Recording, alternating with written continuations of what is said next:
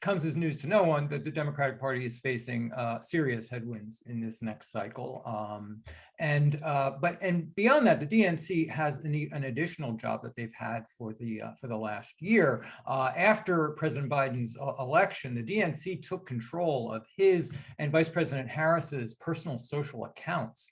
And that meant that our next guest, the DNC Chief Mobilization Officer, Patrick Stevenson, suddenly had to take on over 100 million social followers that they didn't have before, in addition to preparing for this next cycle. To interview Patrick, I believe we've had Patrick now on for 4 consecutive marketing politics events, in part because you're one of the few Democrats who has that kind of longevity sitting in one place. Most of you guys are moving around like crazy. But I also want to bring on to interview Patrick, also for the second year, our own Joe Mandese, who's the editor-in-chief of MediaPost. Now, Joe has been covering the agency world and the media buying and planning world for over 4 decades. He is famous for his interview talents. In fact, the last time Joe was with us live at our 2020 Marketing Politics event, he brought his interview subject to his knees. Let's get an image of that. If we could show that briefly. This was Joe interviewing Joe Walsh, then presidential candidate, up against Trump in the challenging Trump. This, I believe, was in response to a question challenging Joe Walsh on some of his questionable racial comments, especially in his radio years. But in this shot, Joe has brought Joe Walsh to his knees. Joe's bemused look is probably the best part of this image. Anyway, Joe, welcome back. Good to see you again. Patrick, good to see you. I'm going to shut up and let you guys take it. Thank you, Steve. So I attribute that image to the fact that Joe Walsh did not get the Republican nomination, but that's another interview and conversation. I'd like to thank Patrick for coming back one more time. It's always great to get an update and a refresh on what the blocking, tackling, and the nuts and bolts behind the scenes are like. He is the ultimate practitioner. He has been at this a long time and is a scientist, but also, I guess, in your new role, technically, you're one of the world's biggest social media influencers now, representing all those accounts. How would you say your world has changed since you've taken on that assignment? And how are you operating differently as the Chief Mobilization Officer for the DNC? Yeah, well, Steve and Joe, thank you for having me back. It's always fun to chat with you guys. And yeah, Steve, I don't know what it says about my mental health that I've been doing this for 4 consecutive years, but maybe I will also end up on my knees at some point in this interview. Yeah, so I think the year after a presidential election is, especially when you have a Democrat coming in, new White House. I think this first year has really just been figuring out what the program is. There's been so many parts of this to figure out, which is like, one, establishing a working relationship with our colleagues at the White House. 2019, we were not dealing with the White House digital team. We were responding to their tweets, I suppose, but we were not coordinating and interacting with them. And it's been really great to work with them. The White House Office of Digital Strategy is staffed by a lot of the veterans of the Biden campaign's digital team. So it's been good to work with them again. We also inherited a lot of the Biden campaign's assets, as you mentioned. All the at Joe Biden and at Kamala Harris, all their personal side accounts are run out of the DNC. Those have a combined social following of north of 100 million people. So I am not personally a social influencer myself, but we're really just playing in an entirely different baseball stadium there.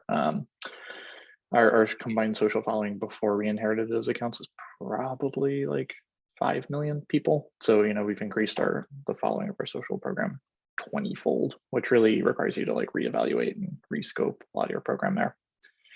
And then a lot of it too has been restaffing on top of all of it. A lot of people on our team, this is all for the good, had opportunities to move on to the administration, had opportunities to move on to other campaigns. Some people were like, I elected Joe Biden and kicked Donald Trump out of the White House. That is my civic duty. I will be moving on to the private sector.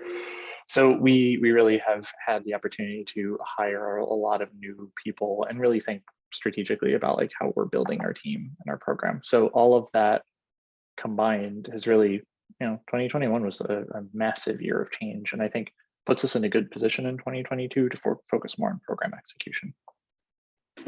Well, speaking of 4 consecutive years, you're at the 1-year point into this administration. What is your focus? I assume it's on the midterms, but are you starting to gear up and think and position things for 2024?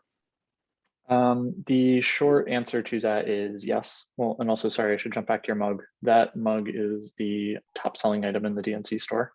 We stole it from the Biden campaign. Cup of Joe, it works. But yeah. Full disclosure, MediaPost is not getting a cut on that. It was like 30% of the revenue in the DNC store last Wow. year. Just something crazy. People really like that mug. So to answer your question, yes, our primary focus is on the midterms. There's a lot we're doing to build, especially on the fundraising side, but also, make sure our megaphones, especially on the social side, are well tuned. We have people who are really ramped up and able to operate massive programs in full swing. Regarding 2024, I don't really have any thoughts on that beyond what you can read in like the various. I don't want to do 2024 punditry. I will say we are conscious, like we are stewards of all these accounts, right? Like we're stewarding all the Joe Biden assets. We are stewarding all the Kamala Harris assets. We also run at Doug Emhoff's personal account out of the DNC.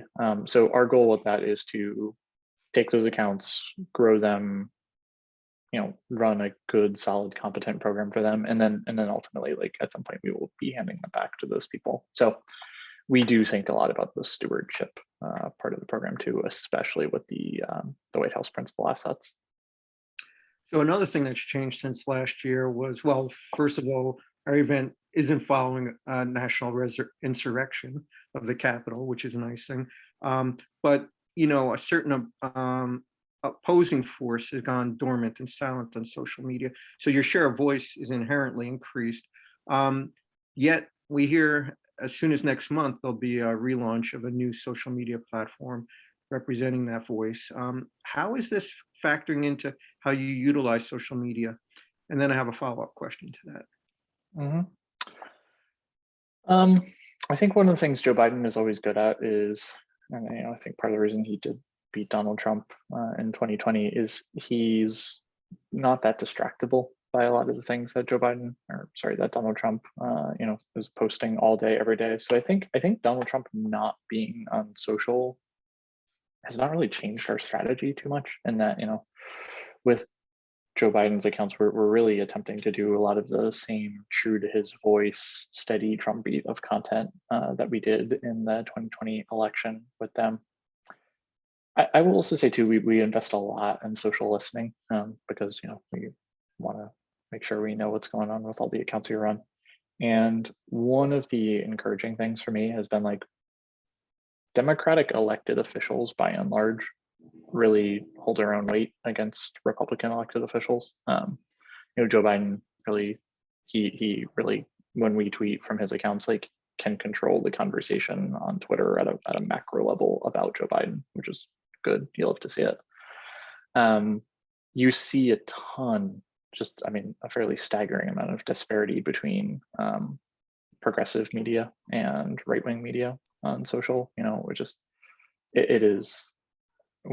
not even in the ballpark in terms of like Rachel Maddow competing with Ben Shapiro on all these social platforms. And in as much that is really where we see the disparity on social media is like specifically, like broadly speaking, Democratic elected officials are doing really pretty decently against Republican elected officials, but not so good on the media front.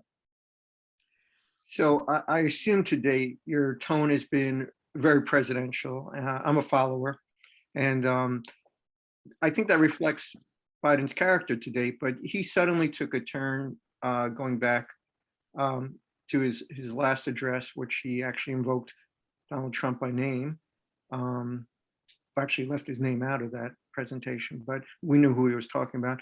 And then just yesterday during the presser, he really kind of attacked the Republican Party for the first time in that way, saying, what do they represent, what they stand for? Will we start to see the messaging change in social, or are you going to counterbalance that by staying presidential in that way?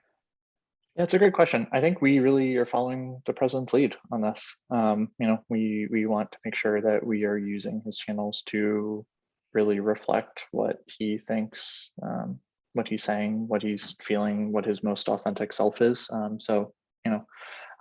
We don't try to screw with editing Joe Biden too terribly much in that regard. Okay, so one of the benefits of having a large social following is that it's pretty much organic and a lot of free media and a lot of sharing. But I'm going to venture to say those 100 million followers are the people who mostly voted for Joe Biden and Kamala Harris.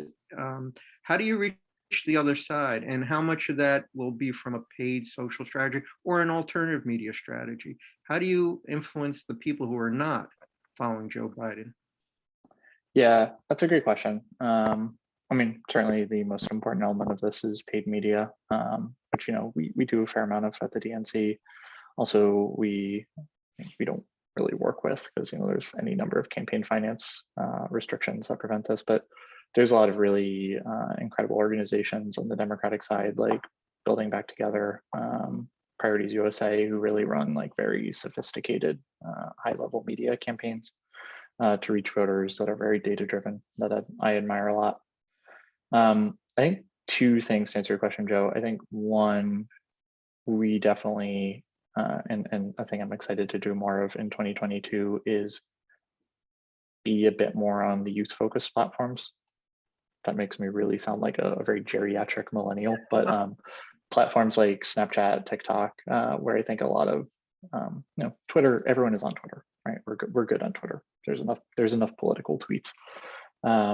I think there are calling TikTok an emerging platform in 2022 is a little embarrassing, but like I think for political media and digital writ large, it is definitely an area we could stand to be more in. And I think I'm also excited too, as we get a lot of great candidates through primaries in 2022. I think you'll see a lot of those candidates too really be on those platforms more and take advantage of that and reach a different type of audience than we're reaching, with people who follow Joe Biden on Twitter necessarily. Do you have any intel or research about the next new social media thing to attract the youth? TikTok wasn't an overnight sensation, but it really kicked off 2 years ago in a big way. What's looming on your strategy in that regard? Yeah, it's a great question. I don't want to be like TikTok still. I think people, broadly speaking, in the digital and communication space, especially in politics, just have not even close to reckoned with how much market share TikTok has. There's a report out at the end of 2021 that TikTok was literally the most popular website in the world in 2021, right? And like for so many people in politics, I think just trying to get people out of the space of like, guys, Twitter is not the be all and end all. Actually, people are just like on TikTok for hours and just like really fully consuming it. In terms of emerging platforms, and like this is deeply not an emerging platform, but I think I would also put YouTube in a category where political campaigns and organizations are not enough. I want to give, she was on the panel before me, but one of my counterparts, Laura Carlson, who works at the DGA. The DGA has been doing some really interesting, cool YouTube first type videos on their channel, just like really explaining like state and local elections to people, which I've really admired. I think there is a lot of opportunity to produce YouTube focused content because YouTube is another platform where it's not an emerging platform, but most Democratic communicators, in my opinion, have not reckoned with just how big of a platform it is and how much information people get from it. So you're not just competing against an opposing party or opposing candidates, you're also competing with an information marketplace that's become, how should I say it, highly disrupted. Just this morning, I was covering the Bulletin for Atomic Scientists annual doomsday clock update. The good news is they've kept it at 100 seconds to midnight. The bad news is they kept it at 100 seconds to midnight. But the most important takeaway for me is that one of the biggest threats they identified was the role of media weaponization and disinformation campaigns, whether it's for public health, politics, attacking democracies, et cetera. These actors aren't always highly identified, but we see their work. How well, what are you involved in countering that? And if so, how do you manage that? Yeah. So the way we talk about our lane and all this is the I think the most effective thing that me and my team can do to combat disinformation is to put out high quality, high volume of content from the Biden accounts themselves. I think, if you, I'm grateful this of course didn't happen, but I don't think this would have happened. But just say, for example, the White House just decided to, okay, so we're in the White House, let's just turn the Joe Biden accounts off. That would leave a vacuum of conversation and voice share around Joe Biden that I think would give disinformation more space. So I think the most impactful thing we can do is just make sure that like the Biden accounts and the Kamala Harris accounts are really pumping out a ton of content there.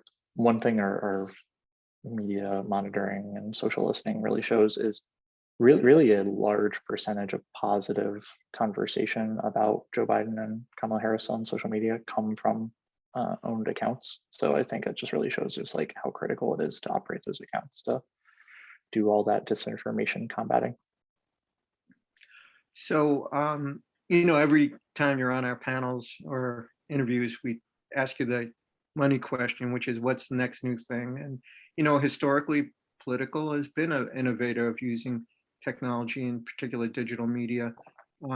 Is there anything new on the horizon? I know it's secret sauce question, but is there anything new that you're playing with that you would like to share with the public audience? And are you seeing any traction around anything? We spend a lot of time these days talking about Web3 and NFTs and crypto and blockchain. Is any of that getting sticky now? It's a great question. I definitely have an answer for this, and it's definitely not NFTs. Yeah, I think NFTs are going to be a thing in 2024. There's just going to be so much, so much of the innovation that happens in politics really happens around presidential cycles. When you have political organizations that are raising, $200 million a month down the stretch, and at some point you start spending a certain amount of that just like really innovating on some pretty out there stuff. So I would be pretty surprised if there was not, some Web3 elements in 2024. I will not tell you we're all the way there at this exact moment in time because we're not raising $200 million a month right now. I think the fundraising innovation, and I would put this in the category of just like really trying to solidify a program and building a strong foundation. The innovation I'm most proud of from this past year has been the DNC partnered with Action Network a few years ago. Action Network is like a nonprofit CRM that we use to run our email program out of. This year, we also moved our SMS program to it. So for the first time that I'm aware of, we are running both our email and SMS program out of the same CRM, which has just allowed us to do a ton of cross-channel, easy, seamless collaboration. As recently as last year, we were using different platforms to send texts and different platforms to send emails, and in the case, sometimes multiple different platforms to send emails. We've really been able to centralize that all with Action Network. I have great things to say about Action Network. One, they have a nonprofit model, which is really cool because they pump a lot of their profits right back into the product, so the product is constantly improving. And two, they have really allowed us to grow with them. So they are very receptive to our feedback and feature requests, and just building their tool to the vagaries of our program in a way that I think would be hard to get from a more larger scale off the shelf product. But I think we're just scratching the surface on that, and having a lot of our outreach and channels centralized in one technology platform is really going to present some really exciting opportunities for 2022 and moving forward. Well, among other things, it'll allow you to centralize databases, control frequency capping, and non-duplicating audiences. I'll tell you one thing, since you went silent on social media, getting a hell of a lot of email spam from the other guys. So I think that will help the user experience, as they say. I'm just curious, as long as you mentioned a sophisticated CRM platform, one of the uses of NFTs in particular by a lot of brand marketers, at least the promise of it is to create some new bonding element with their customer base and a CRM like, you know, no other reason to get them to opt into data. You know, they give them something. It might be a virtual something, but it could be a virtual something that has values in real world terms. I mean, it's all new, but I'm just wondering, is that something you see integrated into that kind of CRM metaphor for politics? And I know voters are different than consumer markets in terms of data access, but you still want their permission. Yeah, no, and it's a great question. And frankly, like the longer there's not, I mean, in politics, right? Like the ultimate currency with a donor is a photo with the president, right? Or a photo with like whoever your campaign principal is, right? And like, you know, given the past 2 years, we've had difficulty replicating that, right? Like it's physically difficult to put a person next to someone these days. So I think there's potentially really interesting applications of that, like in some way of like, is there a way to replicate that experience somehow, you know, digitally? We're talking metaverse now. I might be able to get a hug from Joe Biden. Right. And there's really maybe something to that. This is definitely an area I am excited to follow candidates this cycle on. You know, I think one thing, especially at the more national level, it is really interesting to get to observe congressional candidates, Senate candidates, gubernatorial candidates, and just like really see like things that they're trying out on campaigns. You know, there's one congressional candidate in California I've been following who is doing an NFT fundraising element to her program. I believe she's like a tech executive in some way, shape, or form. So it's like it's very authentic to her in a way. But I will be interested to follow that, and I'll be interested to see like what other types of innovations really come up from the candidate level there, because I do think that's where a lot of the first sparks of innovation on this sort of thing come from. Well, I'm going to throw it to some audience questions if we have any, but let me ask one wrap-up question here. We've talked a lot about messaging. We talked a little bit about fundraising. We talked about the takeover of social and the importance it has in your organization, and a little bit about some next new things touching on it. What are we missing here in terms of, you know, the nuts and bolts, blocking and tackling of your mission to mobilize people? I mean, a lot of that's still grassroots, you know, mobilization, and you know, we're not at canvassing points now, but you know, things like that. What are you doing? You know, you mentioned email and SMS and CRM. Is there anything else that you're focusing on? I'll give you a programmatic answer to this, and I'll give you a managerial answer to this. And I'll do the programmatic answer first, which is one of the great things the DNC has done this year. We really stood up an honest to goodness organizing program inside the DNC. So that's led by my colleagues Alana Mounts and Jose Nunez. Jose was the digital organizing director on the Biden campaign. He worked at the DNC before, came back to really, because he wanted to figure out the next steps for what a digital organizing program based at the DNC looks like in some type of permanent way. So we've really, the DNC does a lot of volunteer work, and I will tell you that's not something we were doing to, it's a pretty recent development, I'll put it that way. And I think it is going to be really exciting to see, continue to see like what type of capacity and how they can leverage that program moving on, because truly it is kind of unbelievable the amount of like call universes and text universes that volunteer army can blow through. And I think that's just, it's only going to keep getting stronger there. So I'm really excited to keep working with them to build that program and see how we can leverage that. The managerial answer is, I think the number one thing that surprises people, especially non-political people, when I talk to them about politics, is I think people have some idea that, you know, when you talk to people at the DNC, that like there's like 500 people in the digital team and they're somehow all like Facebook engineers. I don't know, right? Like everyone's super experienced and super shiny, and just like so much of our work really comes down to like really pretty junior people who are great and talented, smart, excited, enthusiastic, wonderful to work with. But like a lot of the managerial challenge we have in 2022 is, you know, there's not that much continuity with 2020 from a staffing level, and just really working with staff to get like, people up to speed and, onboarded and trained and inexperienced in figuring out platforms. And I think that's a thing I've been thrilled with so far this year. We've been able to really add a lot of new people to the overall progressive staffing talent pipeline. But it is, Steve alluded to this at the beginning, it's really hard to work in politics right now. We all engage with politics, right? Like, I'm not breaking any news here, but I will say when you work on campaigns all day, every day, it really does take something out of you, just for reasons we're all aware of. And I think that just like, that's a big focus of mine personally in our program, is just, making sure that we're hitting the ground running in 2022 with like people who are ready to do it. And I'm very encouraged and optimistic about the direction we're headed in at the DNC there.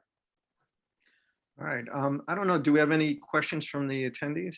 Yeah, I wanted to, one about that I think ties back to our first panel. One of the frustrations that, and it has to do with how the Democrats counter all of the free media that the other side gets, especially through the sort of conservative leaning media apparatus. It was the frustration of the McAuliffe campaign.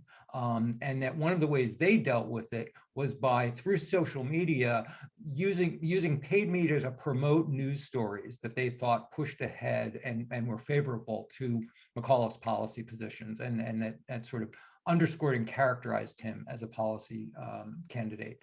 And I'm curious how you view this. That was their answer to this problem, this imbalance of not quite having the same kind of amplification system that the right has and has developed over the years. Is that a technique that you advise candidates to do, or something that we're going to see a lot more of in this next cycle?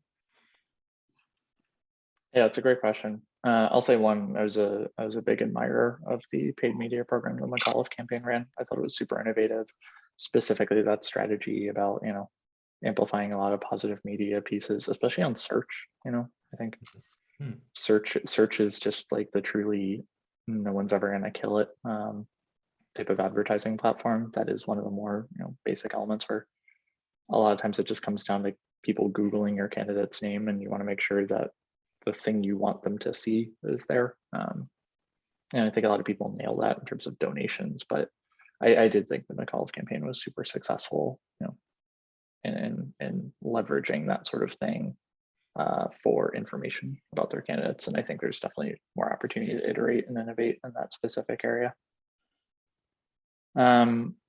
Steve, to your broader question about the media ecosystem, I think this is a thing a lot of progressive, especially digital staffers feel, right? Because people who are not digital staffers will come sometimes yell at us and be like, why don't I see better content about whatever on the internet? And it's like, because right-wing donors have spent decades investing in like a media infrastructure, and like progressives haven't, right? And like it's not broadly something that, with some notable exceptions here and there, it's not a thing that progressive donors seem to be particularly all that interested in. And I do think there's some notable exceptions to that. There's like a platform called the Heartland Signal that I think is running a lot of interesting.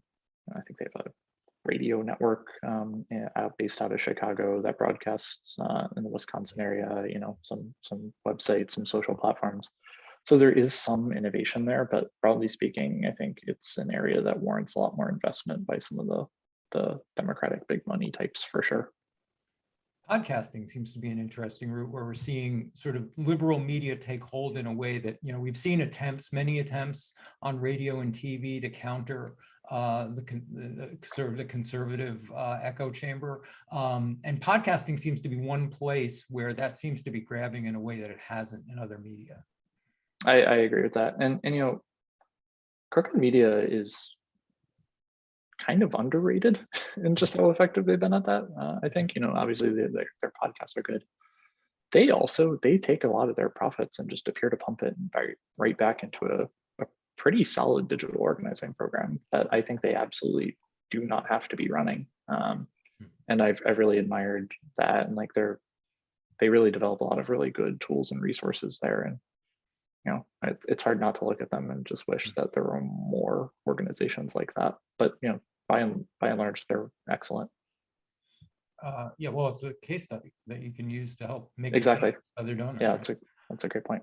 Patrick, Joe, as always, thanks so much. Look forward to seeing you back live next year, Patrick. We'll see if I survive. All right, thanks, Joe.